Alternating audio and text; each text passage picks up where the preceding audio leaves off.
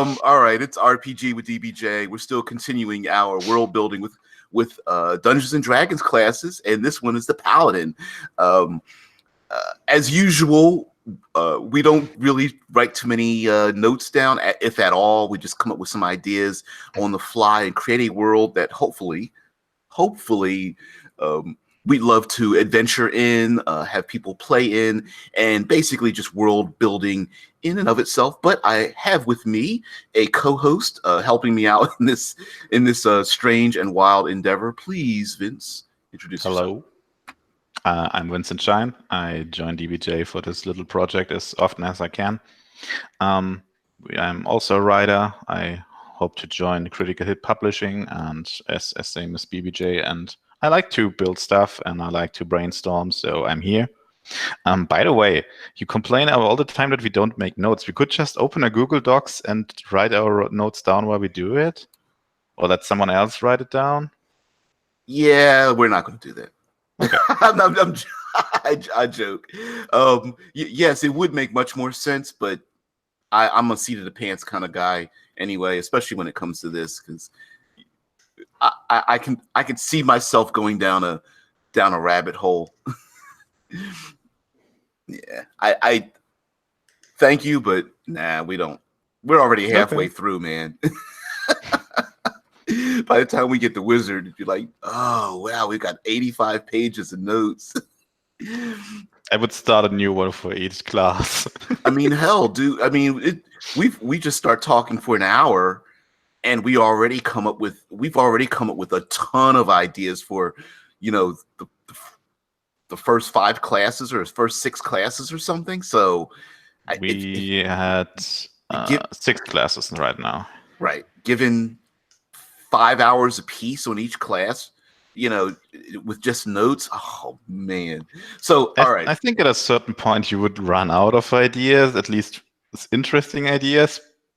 You had to flesh out some, so brainstorming can only bring you so far. Yeah, that's the curse of the creative, that sometimes you start to circle your own drain, and you just keep circling around the same ideas over and over again, and you feel like you're stuck, and then you just have to have something kickstart you down another path. Otherwise, you just keep running around in the same. You have to limit yourself. You have to limit yourself to certain ideas. I think it's similar to what we did with the Druids, where we said we limit ourselves to building in this continent with the invaders, and that really kick-started our ideas process.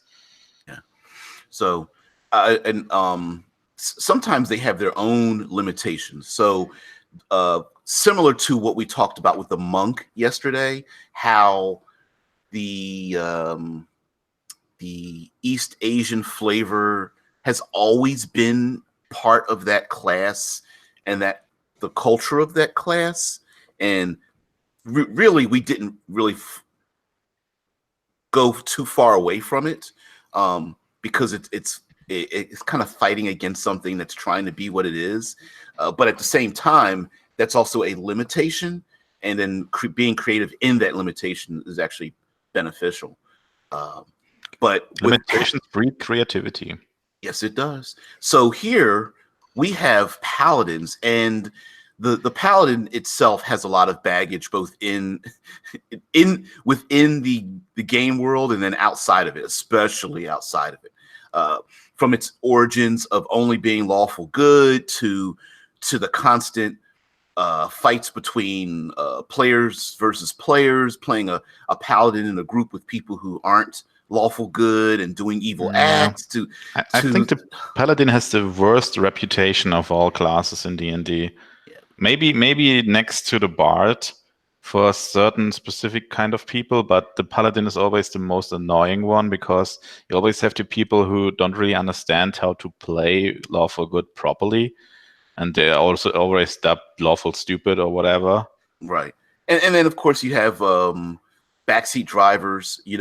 Everyone's like hyper focused on what the paladin is doing in the group, so everyone's like wants to jump on that individual once they steal a loaf of bread or pull a dagger and stab someone in the back, or make some kind of comment or something, and everyone's always like hyper focused on, you're not allowed to do that. So fifth edition has really, I have to say, actually, from a design standpoint, has really been able to create something flavorful and snatch that part of the paladin out of the lexicon of the lawful good. I detect evil, then I just slay evil everywhere I go, by turning it into oaths and changing certain things. So part of our design of creating a world in which a specific character class has like dominated the culture, I like to take a look sometimes into their character features, class features, and then expand that out into society. So one thing that's been that's part of the paladin is their divine sense. And in the past, it was always like detecting alignment. But Detecting in evil, this, yeah. but this one in fifth edition, it is, for divine sense, it says, the location of any celestial, fiend, or undead within 60 feet of you that is not behind total cover. You know the type of any being whose presence you sense, but not its identity. Within the same radius, you also detect the presence of any place or object that has been consecrated or desecrated. You can use this feature a number of times equal to 1 plus your charisma modifier. When you finish a long rest, you regain all expended uses. Nothing in this detects alignment, and nothing in this detects good or evil humanoids, human beings. It's celestials, fiends, and undead. And I believe there may be a spell that allows you to do the same, but I believe it adds into it fae and elementals Could as be. well. So you could assume that a celestial or a fiend is good or evil, but you don't know their intentions. And yes, So undead. that's basically a ability that came from, I want to detect what I want to defeat, and is landed on, I am basically like a police officer who needs to find my enemies, find potential threats. And I think that's an interesting progression, because you don't always have to have the notation that you have to defeat what you find, but you can still have this special feature. It shifts the focus, I think. Right. And also, like you said, more of a police officer, it does reinforce more of the social aspect of a paladin, meaning they may have to parlay with particular creatures, or it could be finding, a fiend that has been summoned. It's more like finding the individual that did it, as well. So there's, like you said, there's more of an investigative nature to it, and it's not automatic, right? It's an ability you turn on that has a limited number of uses. So it's not like they're walking around with flashlights and every time they see something, they're like they're seeing, shadows in the dark that they have to eliminate. So yes, they've changed that. So they've eliminated that portion of the paladin. The other thing that I love about what they've done with the paladin oaths is that they've taken it away from tried to move them away from the classic silver armor, I'm a knight, to the power, and even taken away, moved away from the divine portion of it. Uh, so instead of them being like clerics with swords, the oaths, if depending on how you shape an oath, it it it can lead itself down a different path than one of like duchesses and baronies and viscounts, and you can get a little wilder with them and go down other cultural paths, because an oath in any culture is still an oath, you know. We've got Oath of the Ancients, Oath of Conquest, Oath of the Crown, Oath of Devotion, Oath of Redemption, and Oath of Vengeance. And just based on their names, without going into their abilities, um, those oaths are kind of where they gain their power from, not necessarily given their power from some divine source or specific divine source. Is this explained how they gain the power from that? Is this because you could always interpret it differently? You couldn't say that this is some kind of ancient language, and this when you speak this oath, you get these powers automatically. Or you could say that there are some kind of being that enforces you to withhold these oaths. Yeah, it would depend on the world that's created, like, because in this world of paladins and oaths, there has to be. I'm somewhere between a cleric and a warlock. There's this idea that if someone takes this oath of service, or they make an oath to an ideal, that they gain some power from it. And there could be external forces, not necessarily sentient, but there could be divine sources in the sense of like elemental, or the forces that move the cosmos. And when you take a devotion to that, you receive power from it. So there could be, instead of a, I'm coming up with something here, like instead of a warlock and you devote your, warlock, you make a pact with, I don't know, the Queen of Crows or something of that nature. There could also be, and clerics where they worship a specific divinity. If there is a cosmos that is beyond human perception, the elements, the positive and negative material planes from the old games, the Feywild and such, that there could be energies or ley lines or anything you can come up with that move and twist and push the world. And these individuals who take an oath of service to some ideal might tap into that, and therefore that's where they gain their power, as opposed to a specific individual. For example, there could be 5 gods of law and justice, and all 5 of them combined together is where they gain their power from, as opposed to one specific deity. You know what I mean? It's not very clear, and I believe it's because, from a design standpoint, they probably don't want to stray too far away from the classic paladin, just because it's so. It's very easy to describe. It's like the epitome of what a paladin is. Silver armor, riding on a white horse, drawing their sword. It's glowing. Maybe it's on fire. Driving back evil because of their radiant light and such. And so explaining it in a scientific method you can't do it that way. It's more or less the person who,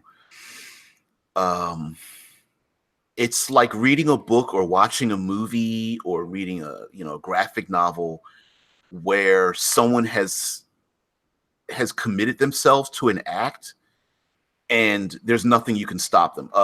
John Wick, modern day, would be an example of that, right? Here's an individual who doesn't have any special powers, but they've committed themselves to an act that kind of makes them superhuman.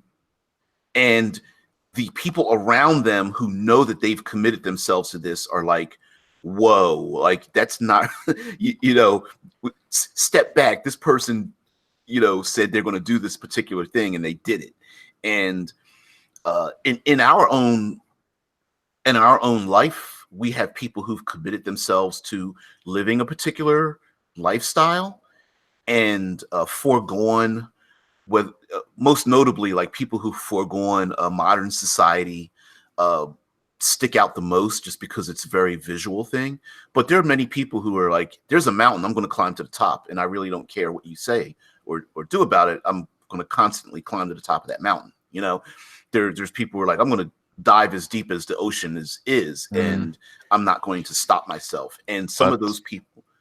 Yeah, but we should maybe focus on how do you build a society based around that? Because for me, it always feels like paladins are more servants than rulers. They are born to do certain deeds for others and not really for themselves necessarily. I would say that a society built around that respects the idea of people who take oaths, right? So there would be, like you're mentioning that they are more servants than leaders. I believe that leadership would still exist, and that leadership would. Okay, let's see if I can word this correctly. I mean, a good leader should also know how to serve. That's this point about it. And that's, I think, where the conflict would come in, right?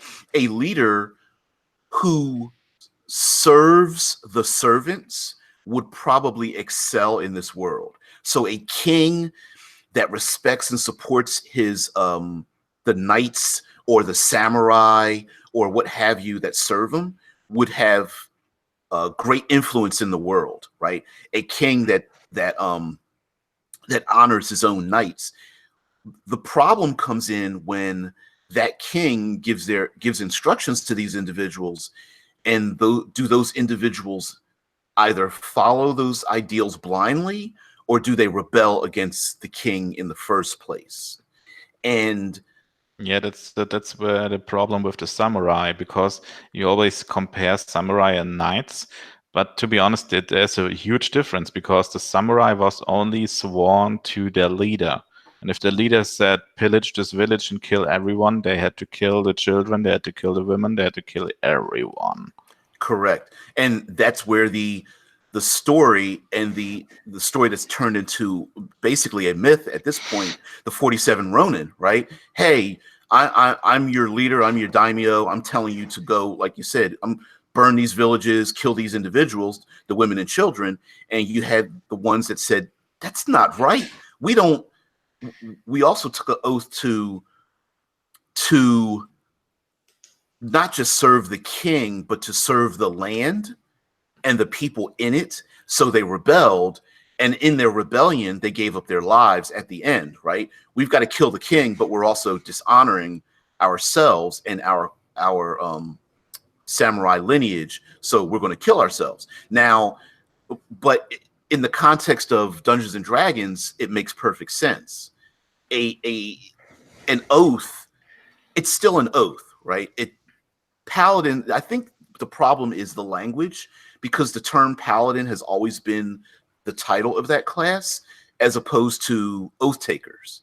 If they were always called oath takers, a pirate could be an oath taker. You know, if there's an oath amongst pirates or something. There are in our own modern day, there are oaths for people who are involved in like medical professions, yep. or lawyers, or there are different teachers, spies, and people in special forces, right? A person who is an international spy or special forces is tasked with doing evil things. And I do say that in air quotes, right? Torturing people, interrogations, using deception, stealing critical information and bringing it back to your own country, yet loyal to the support of the country and the leaders who support it, right? The military, the Dead Man Storyteller simply says military, right? Military oath. You take an oath of office. There are people who want to leave their country and become a citizen of another country. And legally, here in the United States, you raise your hand and you take an oath to the flag. So the power of oaths, I believe, in this world could trickle down into like handshake deals, people keeping their word about something. It's always weird for me because I've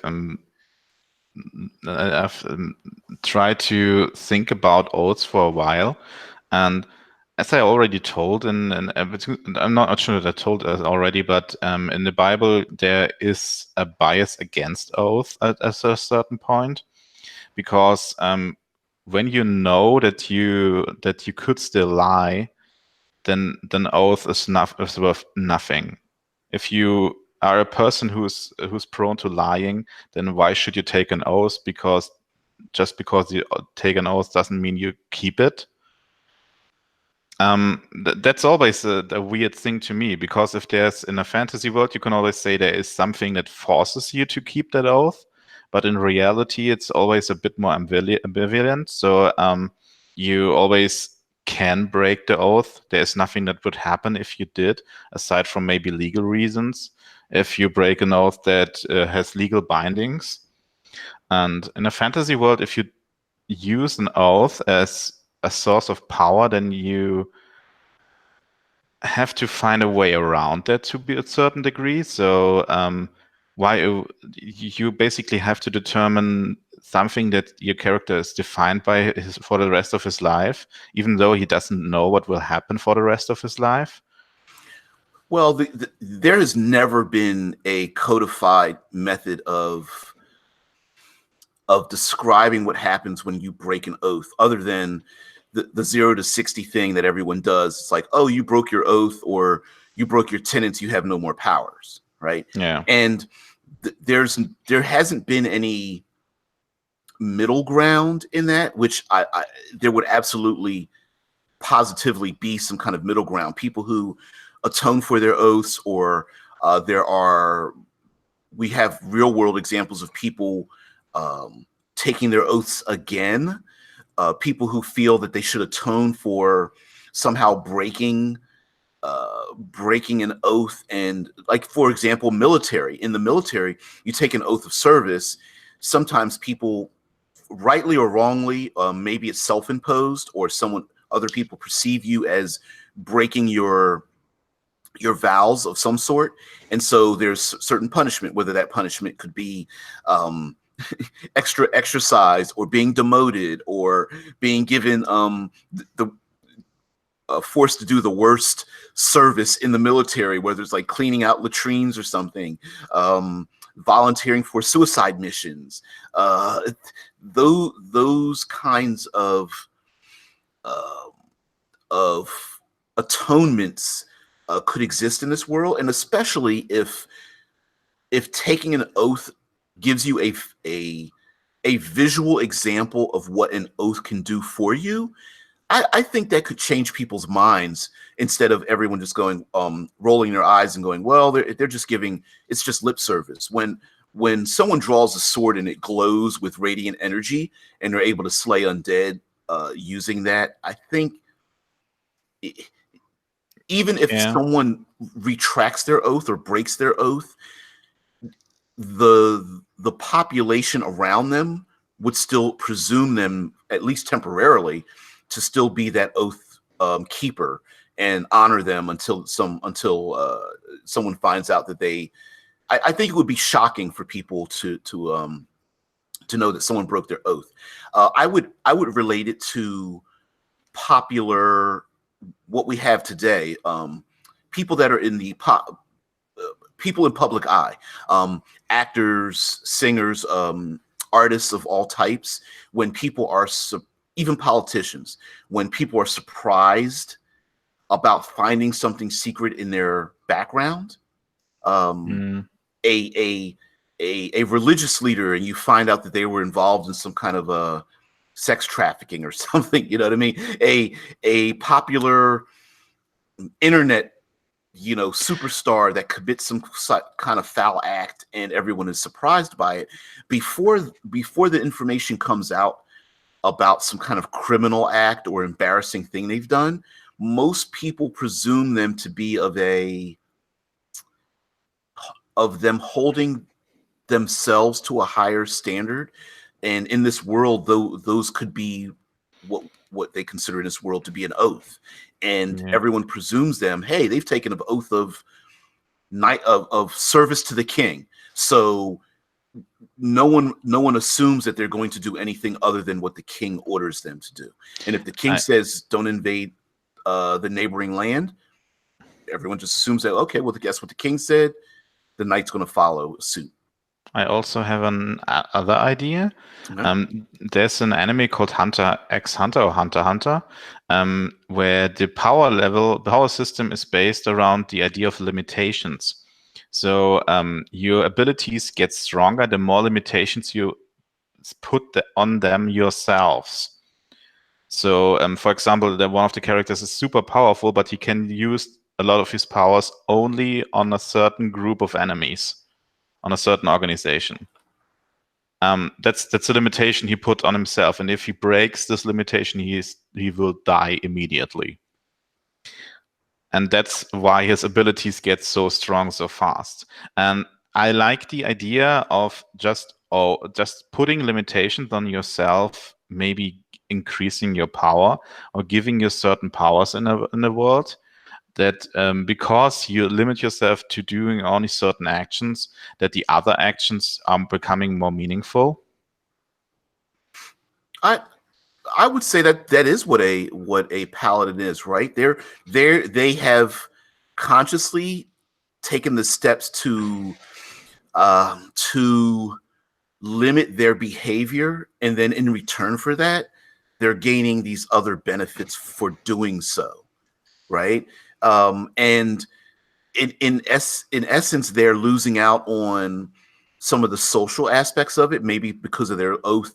They're not able to partake in something simple like overindulging or lying or taking bribes or something. And like you're saying, going further into defeating a particular type of enemy, and in return, so they're gaining these extra abilities, but in return, they're losing out on what might be a fulfilling life, but they're giving those things up. There could also be something like that. In this world, you can not only take the Paladin's Oath, but taking an oath in general will give you some benefits. Maybe even something coming back to how scrolls and potions work. Maybe if you say, I swear to kill this specific enemy, then you get an oath which gives you a certain benefit when fighting this enemy. And I think taking those oaths, just if I can spread this out a little bit further from oaths, there's always been the idea of cursing people.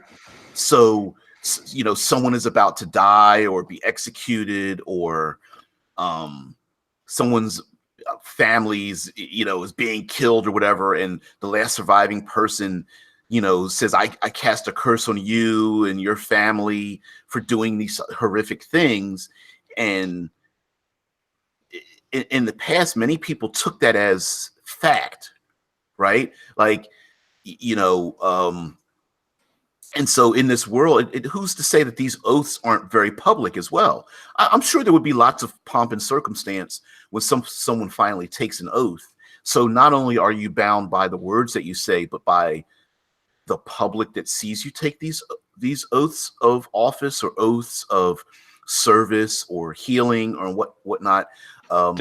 There could be a lot of implications about it, because, for example, if you take an oath to killing a specific person, maybe this person is marked in some way and gets cursed by it. So people could see, hey, someone swore to kill this guy. What's happening here?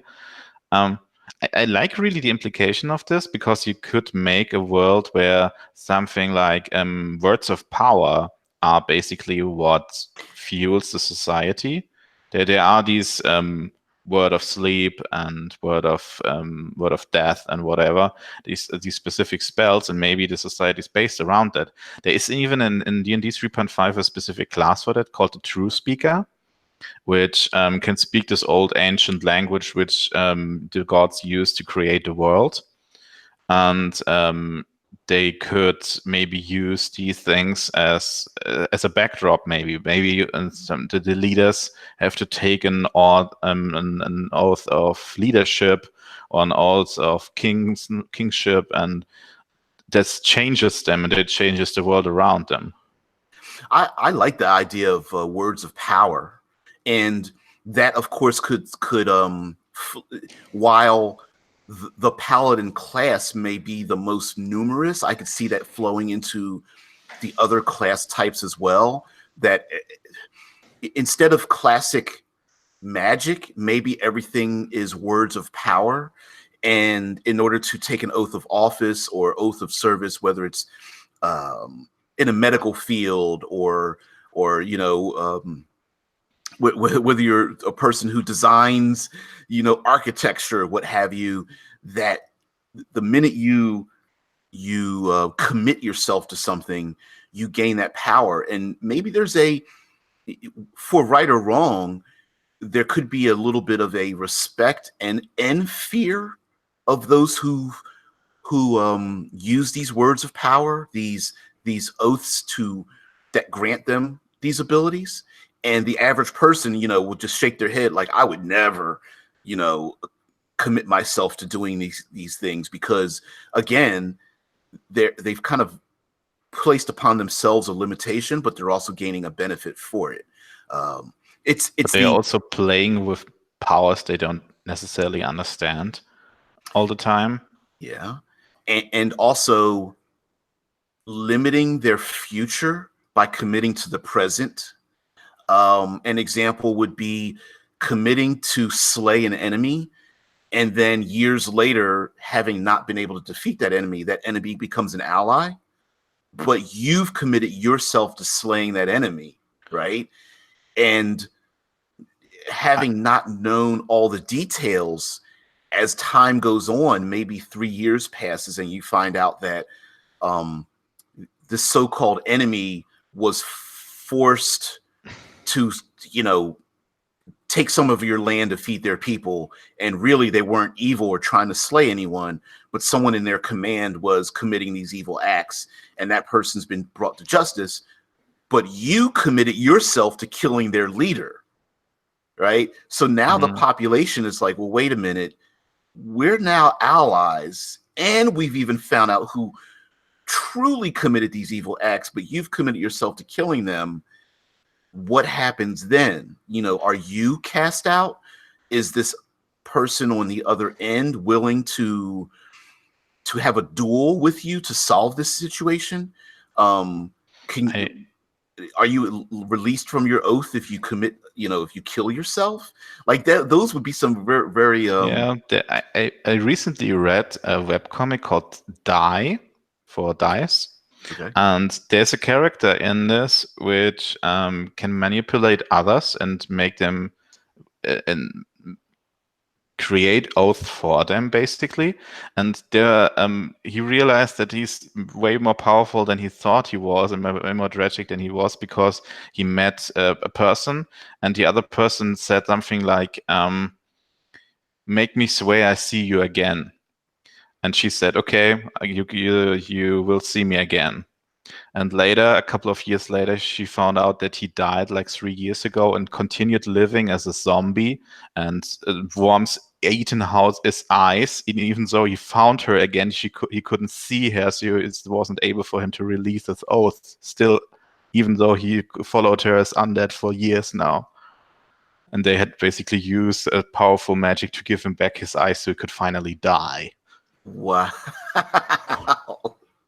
That's nasty. I love that. I love twisted taking something simple and just twisted. There I know this is a bit of a stretch, but in the Netflix show Jessica Jones, the first season, there's the Purple Man. Purple Man. Right. And how he said something to the effect of go fuck yourself. Yes. Oh man. Oh yeah. Or what is it? He told one girl like your relationships are bad. They're like 1,000 little cuts. So she was taking a knife and trying to cut the other person. It was like, and she kept counting like 4, 5, 6. I mean, mind you, we're talking about like kind of like a hypnosis mind control, but in essence, like taking an oath kind of leads you down those paths, and reneging on those oaths may bring about something other than just simply losing your special powers or what have you. They could have a dramatic effect on the world, like you were saying. A king who takes the oath of office may gain the powers of that kingly realm, whether it's controlling the weather over top of the city or control of the Maybe statues, maybe controlling his servants to a certain degree, even if he wants to or not. Right. And so I'm having a feeling that this is the average individual society would have this mixed respect and fear of oath takers, because on one hand, anyone who uses words of power is telling everyone that they are giving themselves a limitation in their actions, but they're also given great power. And also, if they swear something and don't really think about the words they say, then bad things happen. As in my example, maybe a lot of undead are simply people who couldn't withhold their oaths while they are still alive. I like that. Undead. The oath keepers, maybe. Yeah, when they break their oaths, maybe the since we're flowing into the adversary section, maybe that's where a lot of these creatures come from. They are the people who've broken their word, and with a world filled with these beasts and creatures and insane individuals and undead, the world needs other oath takers to take the oath to defeat them, to keep them at bay, and the cycle keeps continuing. Right? It's the there's evil on the outskirts. We need defenders. There's not really much power for the defenders to have unless they take an oath to defeat the outer creatures, knowing that if they break their oaths, they become one of them eventually. So yeah, that could be the physical manifestation of breaking an oath, right? And sure, there's probably an atonement period, but maybe there's an actual physical manifestation of what happens when someone keeps breaking their oaths. Or it's simply that at a certain point the oath can't be withheld anymore. Maybe you swore to kill someone and he died a natural way, and if you take your word strictly, you didn't kill him, so you couldn't hold your oath. Oh, that's nasty. I love it. But what if let's assume that person made the oath to kill this other individual and they die of natural causes, or they're assassinated by someone else or what have you. Maybe there's an actual physical manifestation, whether on themselves or in a book, or there's a monument that, some kind of glyph appears on the monument, or the sun is ringed in a black a black halo or something. Like, there could be an actual physical manifestation of these things. In the Bible, there is the story of Cain, which killed his brother and then gained a sign on his forehead, so he could never rest and never live in a city anymore. Yeah, and okay, so along with there being a part of society where they honor oath takers, their oath breakers are relegated to the bottom of society. Maybe they're the cursed ones. Maybe you get a curse when you break an oath. Right. They are like they're the equivalent of criminals and the diseased and liars. You know what I mean? They're relegated to like the worst parts of society, simply because they are marked, and those marks, the quest to have those marks removed may be a real thing, right? Like it's extremely improbable, but it's possible for someone to atone for their marks. But most people, there could even be a class of individual who goes around trying to save those people. But the average citizen is just like, these Uh, people are ditch diggers. They're and out a, there boiling urine and all that kind of business, right? They're not. and a lot of monsters could simply be cursed people. So, for example, if you did cannibalism for whatever reason, you become a ghoul.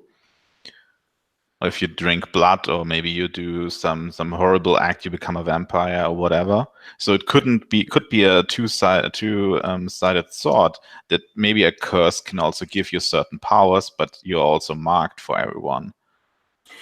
And even I could imagine in this society, very much so, there would be people who would, if you say things the wrong way, people around you would either cast harmful glances at you, all the way up to wanting to punish you. So you know how like the kid that screams at their parents, like, "I wish you were dead." Like everyone's like, like, you don't want to say those kind of things. And so maybe there are words or phrases that could be said out of anger or fear or desire or I wish jealousy. I was never born. Right.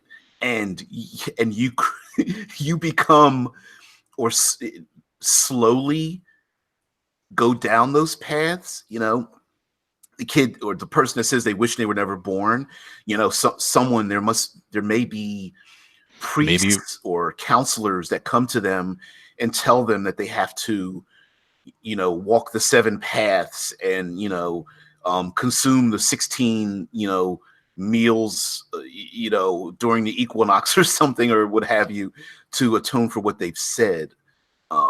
It's they could have even physical marks, and if they got a certain amount of physical marks, they've permanently become cursed ones. And so basically, you have something like a countdown clock, and you can see that you're going down the rabbit hole. Maybe some kind of tattoo, or maybe one of your finger suddenly becomes black, or whatever. There are tons of possibilities you could do there. Maybe these outer creatures, the creatures out in the wild, can detect these markings, and they try to recruit those people. So the bugbears, the troglodytes, the trolls out in the wild know or have a calling when some of these people are growing or being marked towards this. They're getting these evil marks that are growing on their body, and so the choice is either, of course, to die, or they are embraced by this outer family of evil beings. And kind of going back, maybe you're even attracted to someone who has a similar curse than you have. So, for example, if you have someone who swears that he will never die, will attract trolls in some way because of their regeneration abilities. yeah, wow, they would kind of become their own society, and a little bit of a little bit of like animosity, like, oh, those people don't accept me in this world, but you will accept me into it. Or it could be more primal. Someone is drawn to these outer creatures on the outer realm, and they're not sure exactly why. It could be the classic love story, Beauty and the Beast kind of thing, of people being attracted to these creatures, having known that they used to be the noble that ran out of 15 years ago. This great noble cast a curse upon his, the neighboring land and ran out of the tower. And now 15 years later, they are some, leader of some like horrific goblinoid army or something. What the hell? So yeah, I just remembered something from the True Speaker, and that's it. That they have a certain amount of words they can say, and they always can use them forwards and backwards. So forwards is the normal meaning, and backwards is the opposite meaning. And maybe these oaths and these curses are basically the same words but spoken backwards. So there's always this creepy aspect about speaking backwards. There are people who listen to songs and listen to if there's something spoken backwards, if they play them backwards, that there are certain words they hear in them. And I think something like that would be appropriate, that you basically have a normal way of speaking, which is good and holy and good for the law and whatever, and then you have the backward speakers.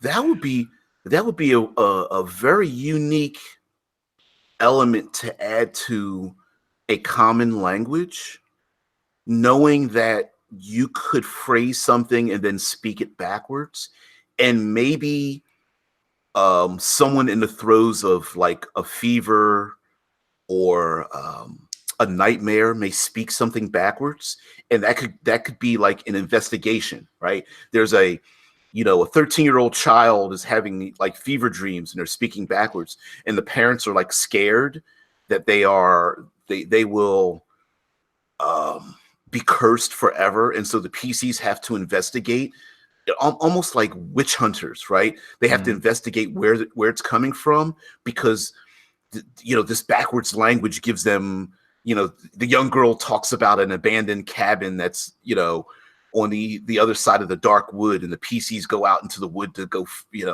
find the witch or the hag or something that's out there, and come to find out that the hag is given birth to these children, but the hag really was a princess that someone she ran from her wedding to the king or something, and so on. So you could have like this weird, you could combine the creatures and the monsters of classic Dungeons and Dragons, but pull out of it the fantasy, not the fantasy, but the wives' tales, the blending of our society with humanity versus the creatures, and blending them together, and that they actually have a combined origin. So I like that a lot, because there could maybe instead of killing the troll, maybe the idea is to redeem the troll, to bring them back. There could be something left of their humanity, even though these creatures are evil.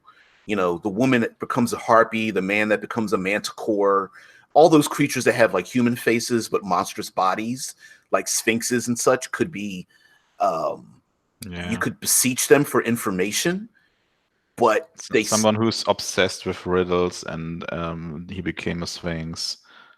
Yeah, because he used the true language for riddles, which is generally not a good idea.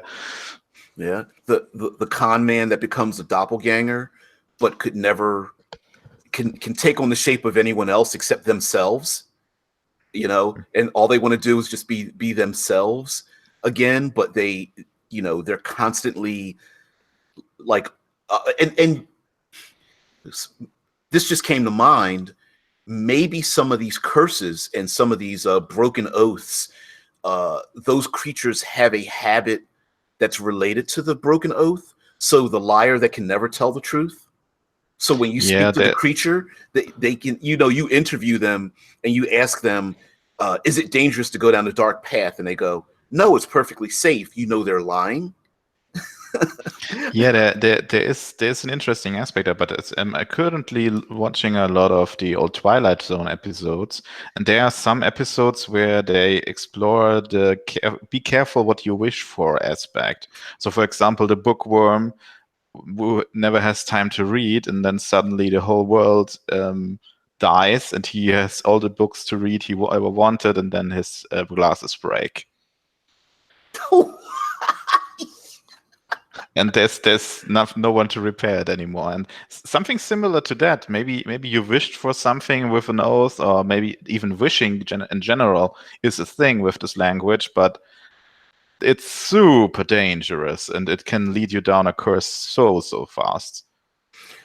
Okay, so let's spiral back to the paladin, right? Again, maybe the power of all these people that are they are the police force to protect humanity from the from the weapons of mass destruction, which is the people themselves, right? So there's a class of individuals who are taking oaths that are keeping all of the oath breakers in check, and not necessarily the oath breaker paladin class function, but I mean these people who are saying and doing things to get revenge on their loved ones, or try to overthrow a kingdom, or to become the richest person in the land, or what have you, or I want to be the most beautiful woman. It could be that paladins are simply those who take the oath that nobody dares to, because they are just too powerful, too all-encompassing. Because usually an oath encompasses multiple things you have to do and keep, and gives you a lot of power, gives you a lot of different abilities and stuff. And I think they would be up there with the most powerful oaths you could take, and they take it to serve others, to help others in a certain degree. And maybe that's why society respects them so much, because maybe they find that most oaths are very selfish, very personal. I want, I need, I desire, I fear, as opposed to the paladins who are taking oaths of service to an external ideal. I serve, I protect. The idea that they're serving an external force, and so maybe that's why they are respected in this world. And for some reason, I'm thinking of these small things that would be in this world. People who cover their mouths in scarves, or the authorities who put leather bound locks over people's mouths to keep them from talking. Yeah, like I could imagine maybe sign language is a huge thing in this world, because you are very careful of what you say, and maybe everyone has a small piece of paper with them where they can write stuff. Yeah, absolutely. Wow. Yeah. Vows of silence, someone having their tongue cut out. The man in the iron mask kind of ideal, where someone is their mouth is locked away so they could never speak again. Statues without mouths on them. I can imagine there would be so many things that are endemic to this world. Never speaking someone's name for fear that they would come back. Or maybe there's even the concept of true name, that everyone knows his true name, but you should never ever tell someone. And in an RPG I saw this was basically the name your mother whispered while she had you in her arms. That's your true name, and you always have a true name. You have an secret name, and you have an official name. So these have different kind of abilities. And if you tell someone your true name, then you are super powerful for that moment. But when this guy knows now this name, then he can harm you in the long run. I like that. I like that a lot. Wow. And holding on to your true name is like, everyone's going to want to hold on to it. But like you said, there's also power in speaking it or giving it away to someone else. Yeah, there was basically like every name has a meaning, and if you do an action which has the meaning of your true name, then you get a huge bonus. I think you gain something like 3 or 4 dice or whatever in the system.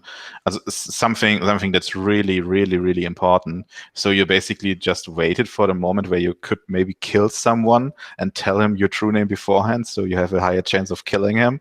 Something like that. It's usually came down to something like that. Oh wow, that's amazing. But I like that.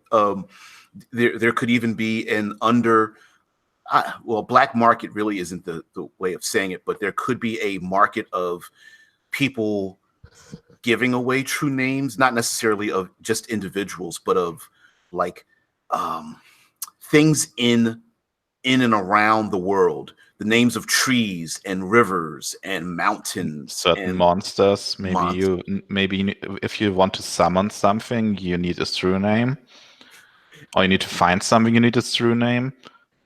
an evil dictator that finds the true name of like a massive beast or something, or a warlord, and calls that evil beast to them to serve them, and that's how they keep control. Yeah, possible. Okay. There, I like this idea of the paladins are like the keepers, like they're almost like the protectors of words, and maybe they are the protectors of ideals, and ideals, because words have so much power, then ideals also are a physical power in this world. Something like honor becomes a whole different meaning if words actually have power, because you can't see honor, but if you live in a world where when you speak the word honor, something happens, then it's a whole different story. Yeah. I could imagine like the let's say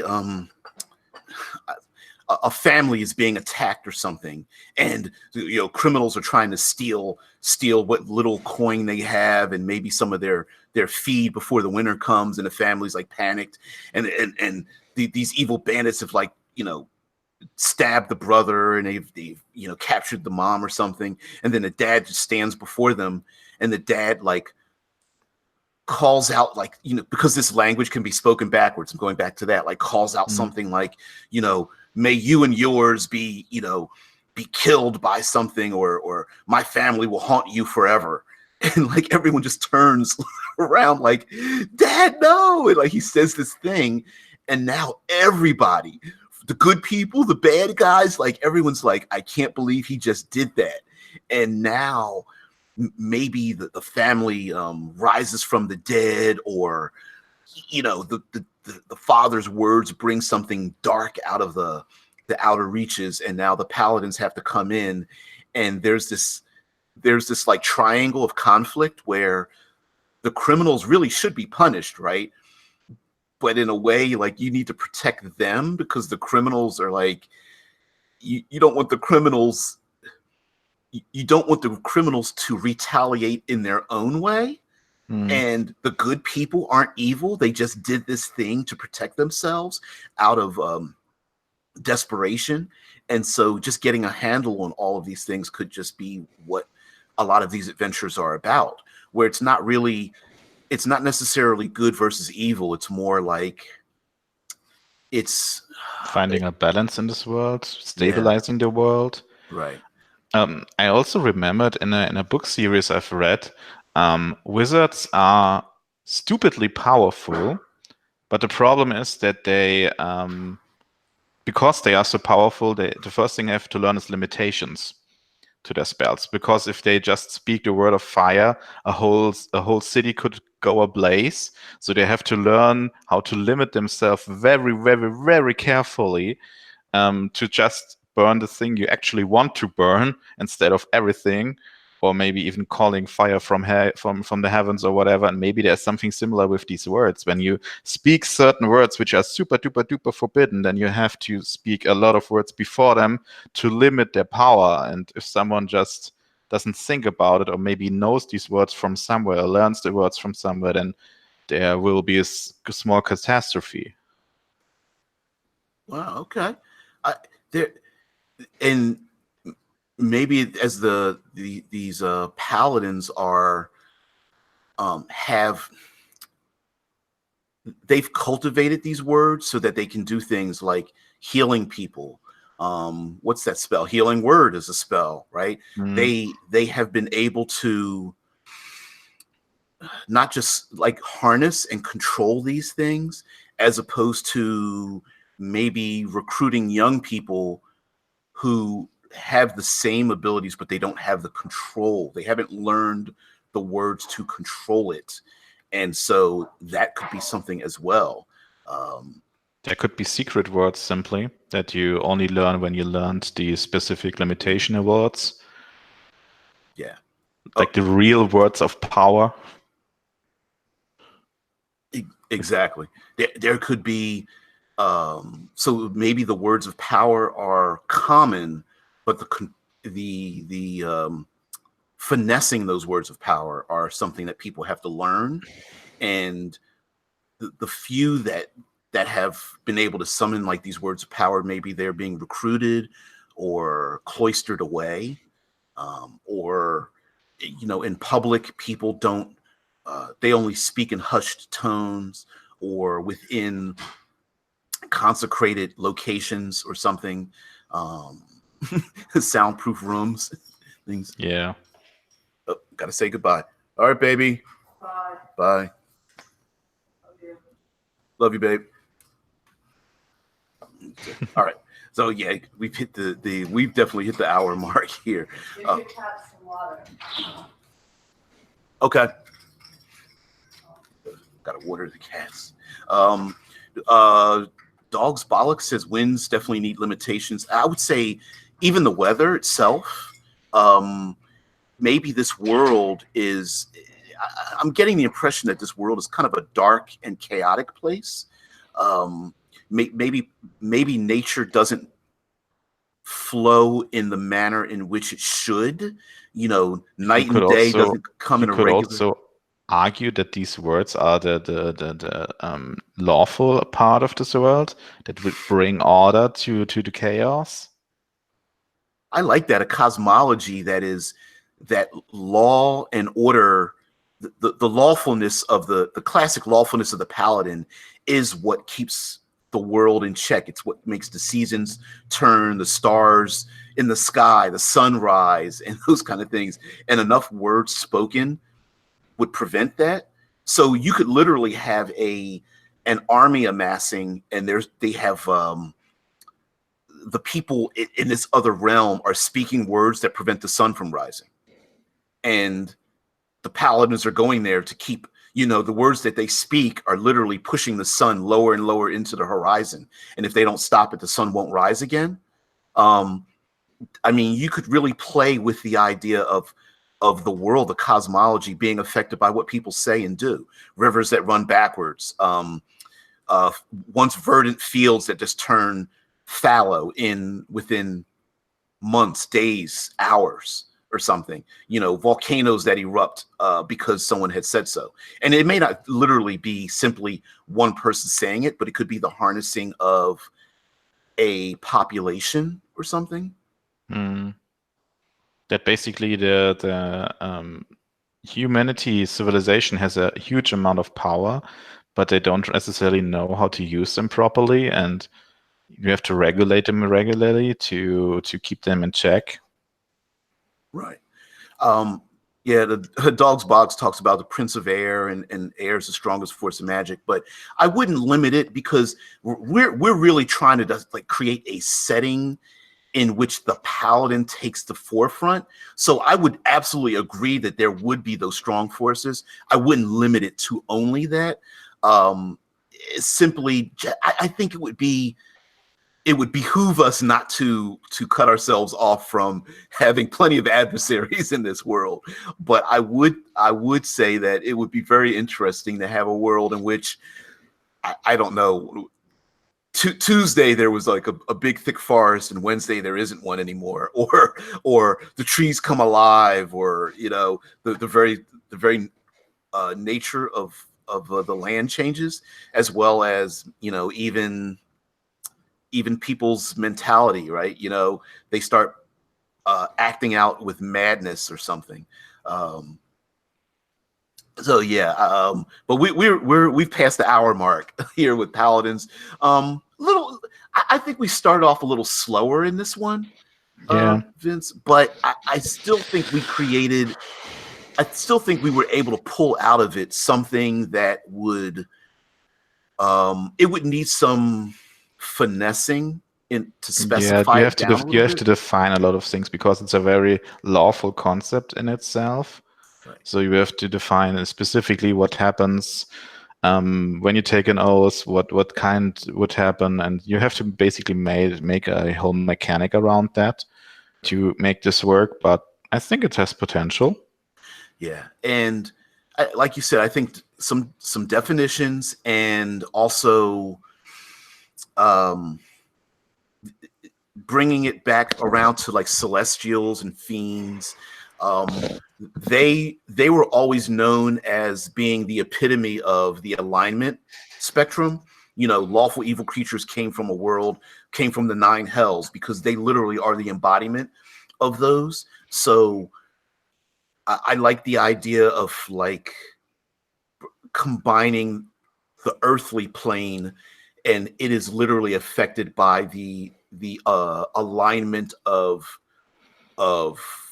the outer worlds far more directly than the prime material plane will always be what it is, and then there's creatures from an outer world. And so the paladins are like you said, they're the enforcers, the police force of keeping the world from falling into chaos or being too overly lawful, if that makes sense. Falling into too much order and not allowing people to, you know, be free. Basically, too much law would just, you know, mentally and physically enslave everyone and everything, and maybe that's not a desire either. So, so anyway, we're going to wrap this up with our take on creating a setting in which paladins have dominated the social structure. In many ways, they actually don't dominate. We actually kind of made a metaphysical words are power, and they are the strongest adversaries to it.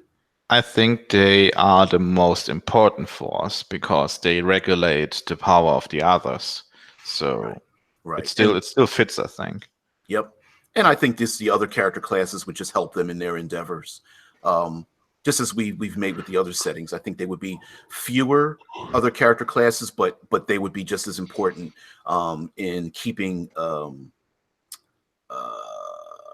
just keeping everything in order. Yeah. Oh man, it's so silly. Anyway, Vince, you can take us out, and I gotta get on to work, man. Yeah. Thank you for joining us. This was fun again. Tomorrow we are doing the Ranger, I think. Well, you have other I can't join, sadly, but you will do the Ranger. If someone else wants to join, free to do so, but I can't make it, sadly. Well, hey, actually, this fits in perfectly because the Ranger falls into the environment, and you know I'm a third pillar-ist, man. So I can go off. Take it away. Yep, and I already have ideas for the Ranger in a world in which, like, you know, Rangers are like the predominant motivator in society and such. And we talked about that before, about them, you know, coming to a new world and, you know, exploring the land and stuff. So yeah. Secret kings and stuff. Yep, absolutely. Yeah, absolutely, man. So anyway, guys, everybody out there, thank you very much, and I'll see you tomorrow. See ya.